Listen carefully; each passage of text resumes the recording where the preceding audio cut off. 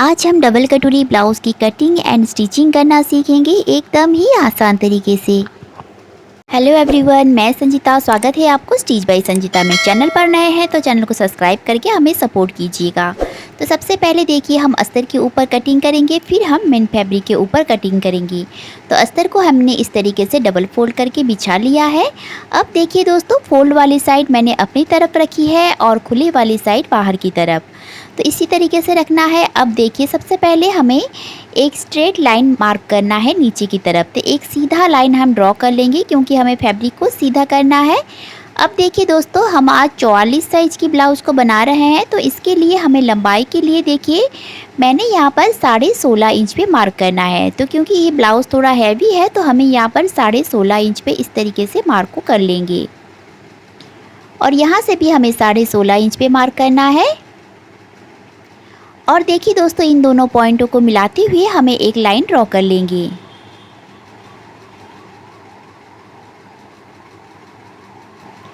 अब देखिए दोस्तों, यहाँ पर हम 44 साइज के ब्लाउज़ को बना रहे हैं, तो हम यहाँ से आर्म होल रखेंगे 7.5 इंच पे। तो इस तरीके से हमने 7.5 इंच पे इस तरीके से मार्क को लगा लेना है। अब देखिए दोस्तों, इस लाइन को भी हमें सीधा कर लेंगे। तो देखिए दोस्तों, इस तरीके से इस लाइन को सीधा कर लेंगे। अब जैसे कि हमारा नेक जो है डीप नेक है, तो डीप नेक के अकॉर्डिंग हमें शोल्डर रखना है। तो ये नेक जो है 9 इंच डीप है, तो हम यहाँ पर 6.5 इंच पे इस तरीके से शोल्डर के लिए मार्क करेंगे। तो हम यहाँ से भी 6.5 इंच पे मार्क कर लेंगे और इन दोनों पॉइंट को मिलाते हुए हमें एक लाइन ड्रॉ कर लेना है। तो देखिए दोस्तों, इस तरीके से लाइन ड्रॉ कर लेने के बाद से अब हमारा जो चेस्ट है 44 साइज की है, तो इसकी चौथाई भाग हुआ 11 इंच। तो हम यहाँ से देखिए, चेस्ट लाइन के ऊपर से हमें सबसे पहले 11 इंच पे एक मार्क करना है और 1.5 इंच हम सिलाई मार्जिन के लिए इस तरीके से मार्क को लगा लेंगे। अब 38 साइज है हमारा, कमर की जो नाप है 38 साइज की है, तो इसकी चौथाई भाग हुआ 9.5 इंच पे एक मार्क करेंगे। 1 इंच हम डाट के लिए और 1.5 इंच हम सिलाई मार्जिन के लिए। और देखिए दोस्तों, इन दोनों पॉइंट को मिलाते हुए हमें एक लाइन इस तरीके से ड्रॉ कर लेना है। तो ये हमारा कटिंग वाली लाइन है, तो इसे हम पहले ड्रॉ कर लेंगे। अब देखिए दोस्तों, यहाँ से हमें आर्म होल की मार्किंग करनी है। तो इससे पहले हम गले की डीप के लिए मार्क कर लेंगे। तो हमें 9 इंच रेडी चाहिए, तो मैं यहाँ पर देखिए 9.5 इंच पे इस तरीके से मार्क को कर लूँगी। देखिए दोस्तों, यहाँ से 9.5 इंच पे मार्क को कर लेना है और इस लाइन को देखिए हमें हल्की सी सीधा करके यहाँ से इसकी चौड़ाई रखना है 3 इंच की। तो यहाँ से भी हम गले की चौड़ाई हम 3 इंच पे रखेंगे और इन दोनों पॉइंट को मिलाते हुए हमें लाइन को ड्रॉ कर लेंगे। तो देखिए दोस्तों, इस तरीके से हमने लाइन को ड्रॉ कर लिया है। अब इसके अंदर ही हम गले की शेप लगा लेंगे। तो मैं इस तरीके से राउंड शेप इस तरीके से लगा लूँगी। अब देखिए दोस्तों, ये डीप नेक ब्लाउज़ है, तो हमें इसी तरीके से मार्किंग करना है। अगर आप कोई भी साइज़ की ब्लाउज़ को बना रहे हैं तो आप देखिए इसी तरीके से मार्क को कर लीजिएगा। और यहाँ से देखिए हम 1.5 इंच पे मार्क करना है और इन पॉइंटों को मिलाते हुए हम आर्म होल की गोलाई शेप दे देंगे। तो अगर 45 साइज़, 44 साइज़ या फिर 46 साइज़ की ब्लाउज़ को बना रहे हैं, तो जैसे ही स्क्रीन में दिख रही है आप एज इट इज़ ऐसे ही मार्क करके ब्लाउज़ को कटिंग कीजिएगा। और देखिए दोस्तों, यहाँ से हमें 1/2 इंच नीचे मार्क करना है और आर्म होल लाइन से हमें एक तिरछा लाइन इस तरीके से ड्रॉ कर लेना है। इस तरीके से लाइन ड्रॉ कर लेने से आपका जो शोल्डर है वो नहीं गिरेगी। अब देखिए, यहाँ से हम चेक करेंगे तो ये हमारा 11 इंच यहाँ पर आ रहा है। यानी कि देखिए, आर्म होल की तरफ से जो हमारा झोल आती है, तो ये अब फैब्रिक यहाँ से हम अगर कट कर लेंगे तो ये फैब्रिक आर्म होल में कभी भी हमारा झोल नहीं आएगी। तो इसका फिटिंग भी बहुत ही अच्छी आती है। तो देखिए, मैंने इस तरीके से मार्क को कर लिया है। तो दोस्तों, इस तरीके से हमारा बैक पार्ट की जो मार्किंग है वो सारी मार्किंग हमारी हो गई है। अब हम इसकी कटिंग कर लेते हैं। तो दोस्तों, अगर अब तक आपने चैनल को सब्सक्राइब नहीं किए हैं तो प्लीज़ चैनल को सब्सक्राइब कर दीजिएगा। और देखिए दोस्तों, इस तरीके से अगर आप ब्लाउज़ की कटिंग करते हैं तो आपका ब्लाउज़ में परफेक्ट फिटिंग आएगी। अब देखिए दोस्तों, सबसे पहले हमें इस फैब्रिक को सीधा करने के लिए एक लाइन इस तरीके से ड्रॉ कर लेंगे। तो अब हम फ्रंट पार्ट की कटिंग करेंगे। तो ये जो साइड है ये खुले वाली साइड है और अस्तर को मैंने इस तरीके से घुमा कर रखा है। अब देखिए ये सीधी लाइन वाली मार्क के ऊपर से हमें बैक पार्ट को इस तरीके से रखना है और देखिए दोस्तों यहाँ से हमें सारी मार्क को लगा लेनी है। तो इस तरीके से हमने रखा हुआ है और सारी मार्क को हम इस तरीके से लगा लेंगे। पहले आर्म होल वाली लाइन को इस तरीके से मार्क कर लेंगे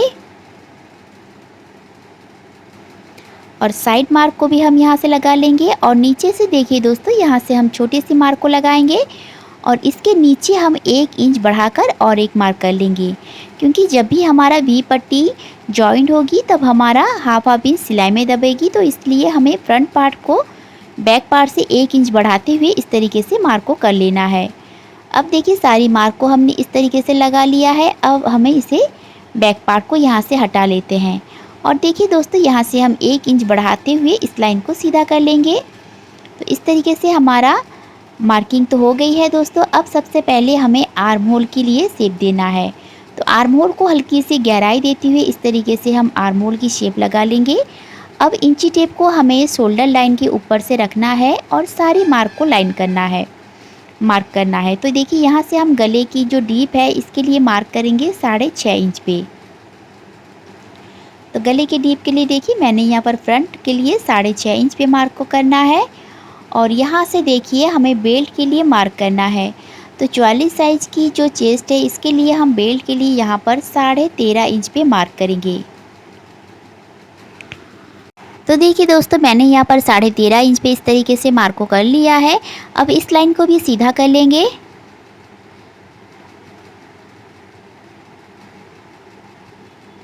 तो देखिए दोस्तों इस तरीके से मार्क को सीधा कर लेने के बाद से अब यहाँ से हमें 1 इंच में 2 सूता कम यानी कि 0.75 इंच पे एक मार्क को करना है और यहाँ से हम हल्की सी बेल्ट के लिए इस तरीके से शेप लगा लेंगे।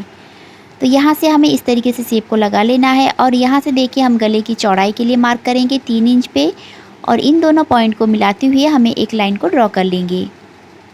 तो देखिए दोस्तों इस तरीके से लाइन को ड्रॉ कर लेने के बाद से अब हमें यहाँ से कटोरी के लिए शेप लगाना है। तो यहाँ से देखिए हम 7.5 इंच पे कटोरी के लिए मार्क करेंगे। तो 44 साइज और 45 साइज की अगर ब्लाउज़ को बना रहे हैं तो आप यहाँ से 7.5 इंच पे कटोरी के लिए मार्क कर लेना है। और यहाँ से देखिए दोस्तों हमें आर्म होल के लिए तरफ से 2.5 इंच के नीचे एक मार्क करना है। ये सभी साइज के लिए फिक्स है। और यहाँ से देखिए हमें 2.5 इंच पे चेक कर लेना है और यहाँ से हमें 1 इंच ऊपर एक मार्क करना है और इन तीनों पॉइंट को मिलाते हुए हमें कटोरी के लिए शेप को लगा लेना है। तो यहाँ से हम देखिए डॉट डॉट देते हुए इन तीनों पॉइंट को मिलाएंगे और इस तरीके से शेप लगा लेंगे। तो दोस्तों जितना अच्छी आपकी शेप बनेगी वही तभी आपका कटोरी जो है बिल्कुल परफेक्ट बनती है। और यहाँ से देखिए हमें गोलाई शेप देना है गले के लिए और यहाँ से हल्की सी बाहर निकालते हुए हमें इस तरीके से शेप को लगा लेना है। तो इस तरीके से शेप लगाने से आपका ब्लाउज़ की जो गला है वो बहुत ही अच्छी तरीके से बनती है। तो देखिए दोस्तों इस तरीके से तो हमारा फ्रंट पार्ट की जो मार्किंग है लगभग कंप्लीट हो गई है। तो दोस्तों कई बार हमारा साइड में झोल आ जाती है। तो देखिए इस तरीके से जो ब्लाउज़ है यहाँ से हमें साइड की जो कटिंग वाली लाइन है यहाँ से हमें 1/2 इंच जितना ऊपर एक मार्क कर लेना है और इस लाइन को देखिए इस तरीके से हमें मिला लेना है। तो इससे हमारा साइड की जो झोल है वो ख़त्म हो जाती है। अब देखिए दोस्तों कटोरी की दोनों पार्ट को हम अलग करेंगे। तो इससे पहले हमें हल्की सी इस तरीके से शोल्डर को डाउन कर लेना है। अब देखिए दोस्तों गले की जो मार्किंग हमने लगाए हैं यहाँ से 6.5 इंच पे, तो 6.5 इंच के नीचे हमें देखिए 0.75 इंच मार्क यहाँ से कर लेना है, यानी कि 1 इंच में 2 सूता कम पे हमें यहाँ पर मार्क करना है। और इन दोनों लाइन के अंदर देखिए इंची टेप को रखेंगे, इंची टेप को फोल्ड करके सेंटर मार्क करेंगे और इस लाइन को सीधा करेंगे।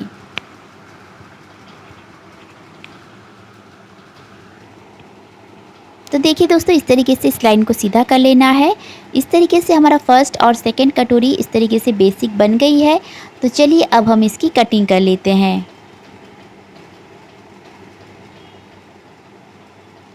तो दोस्तों जैसे ही वीडियो में दिख रही है आप ऐसे ही कटिंग करके परफेक्ट ब्लाउज़ की कटिंग कर सकते हैं और ये फिटिंग में भी बहुत ही अच्छी आती है। दोस्तों प्लीज़ एक बार ट्राई कीजिएगा और अगर आपका फिटिंग अच्छी आई है तो प्लीज़ मुझे कमेंट में ज़रूर बताइएगा। और देखिए यहाँ से हम इसे कट करके हमारा साइड वाली पार्ट और नीचे की जो वी पार्ट अलग हो गई है एक साथ कटिंग होकर। अब हम स्लीव्स की कटिंग करेंगे। तो स्लीव्स कटिंग करने के लिए अस्तर को हमने 4 फोल्ड करके बिछा कर रख लिया है और यहाँ से हम आर्म होल को गोलाई चेक करेंगे और यहाँ से देखिए 3.5 इंच जितना भी लंबाई है हमें लंबाई में 1 इंच प्लस करना है, मार्क करना है और यहाँ से भी। और यहाँ से देखिए हमें 3.5 इंच नीचे डाउन करना है और जितना भी हमने गहराई के लिए मार्क किया है आर्म होल की जो राउंड है इसे हमने चेक किया है और इसे हम यहाँ से चेक करेंगे और मार्क करेंगे और 1.5 इंच हम सिलाई मार्जिन के लिए यहाँ से ऐड करेंगे। और यहाँ से हमारा मोहरी जो है 8 इंच की है, 8 इंच पे एक मार्क करेंगे, 1.5 इंच सिलाई मार्जिन। तो देखिए दोस्तों इस तरीके से हमारा स्लीव्स की जो मार्किंग है वो भी लगभग कंप्लीट हो गई है। तो इसे भी हम इस तरीके से कट कर लेंगे। तो देखिए दोस्तों इस तरीके से मार्किंग होने के बाद से अब जो एक्स्ट्रा फैब्रिक है इसके ऊपर से हमें इस वाली पार्ट को रखना है और एज इट इज़ जैसे ही मार्क है सभी मार्क को कर लेना है। और यहाँ से 1/2 इंच दोनों तरफ गले की दोनों तरफ 1/2 इंच सिलाई मार्जिन और इसके दोनों तरफ हमें 1 इंच में 2 सूता बढ़ाते हुए हमें इस तरीके से मार्क को कर लेना है। और यहाँ से डॉट डॉट देते हुए हमें सिप लगा लेंगे और यहाँ से सीधा। अब देखिए दोस्तों इस लाइन के ऊपर से इंची टेप को रखना है, सेंटर मार्क करना है और यहाँ से 1.5 इंच नीचे मार्क करेंगे और इन दोनों पॉइंट को इस तरीके से मिला लेंगे। और यहाँ पर जो पॉइंट बन रही है इसे हम हल्की सी गोलाई शेप दे देंगे। तो इस तरीके से देखिए हमारा फर्स्ट कटोरी जो है ये बनकर रेडी हो गई है। अब हम इसकी कटिंग कर लेते हैं।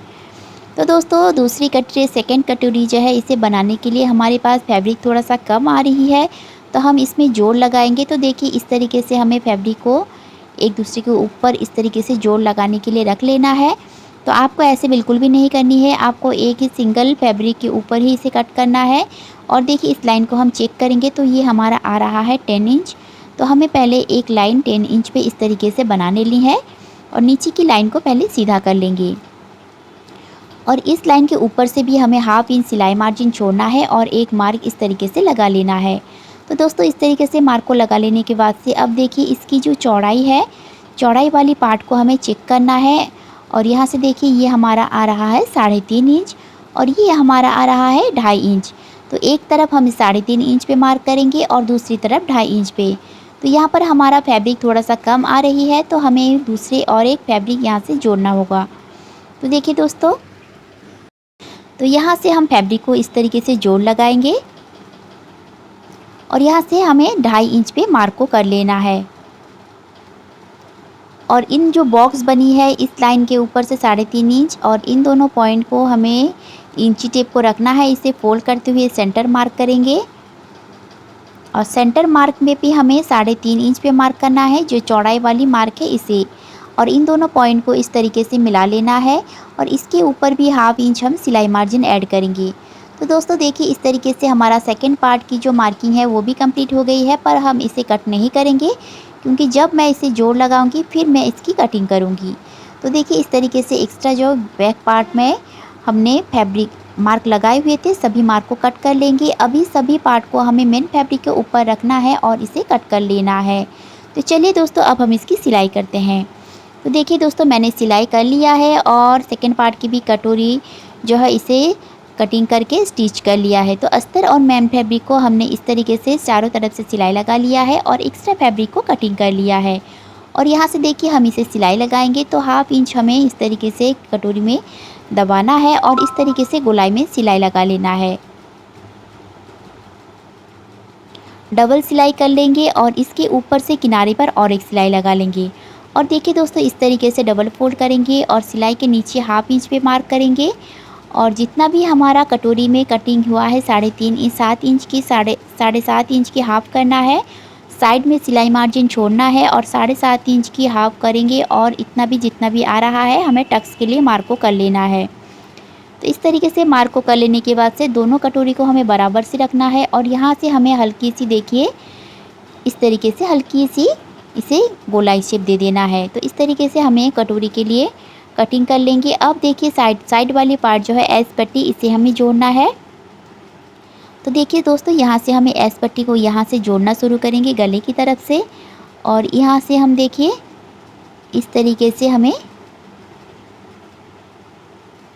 सिलाई चलाते जाना है।